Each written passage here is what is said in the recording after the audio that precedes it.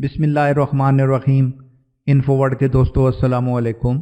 आज इस वीडियो में मैं आपको इमरान खान और जहांगीर तरीन के दरमियान शदीद इख्तिलाफात के बारे में बताने जा रहा हूं और ये भी बताऊंगा कि अभी इमरान खान को जहांगीर तरीन पर बहुत शदीद गुस्सा है और उसकी वजह क्या है। ये तमाम तफसीलात इसी वीडियो में आपको बताऊंगा, चुनाचे इस वीडियो को आखिर तक देखें।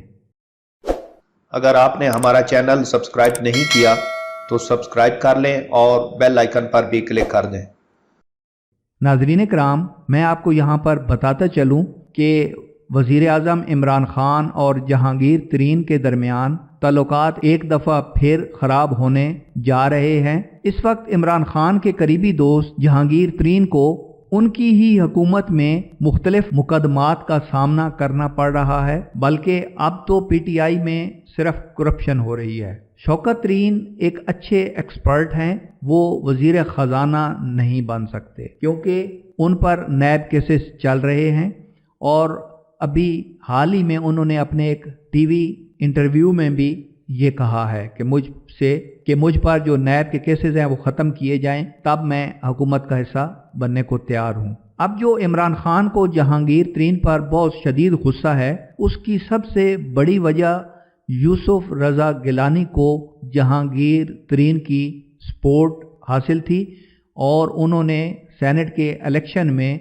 यूसुफ रज़ा गिलानी को वोट दिलवाए। दूसरा, जहांगीर तरीन पर इमरान खान को ये भी गुस्सा है कि उनका शहबाज शरीफ से राब्ता है। यहाँ पर मैं आपको ये भी बताता चलूँ कि आज ही पीटीआई रहनुमा जहांगीर तरीन ने ज़मानत हासिल कर रही है।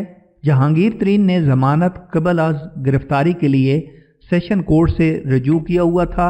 इस दरख्वास्त में जहांगीर तरीन ने मौक़िफ़ इख्तियार किया कि मुझ पर और मेरे बेटे अली तरीन पर जो लगाए गए इल्ज़ामात हैं वो बिल्कुल बेबुनियाद हैं।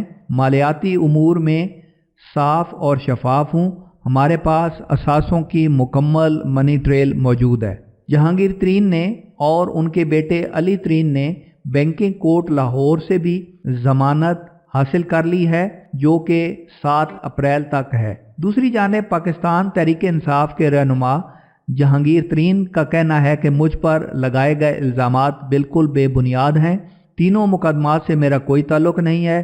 10 साल पहले जो कंपनी ने फैसले किए उनको चैलेंज किया जा रहा है। कंपनी के फैसलों से मुतालिक तहकीकात करना FIA का काम भी नहीं है।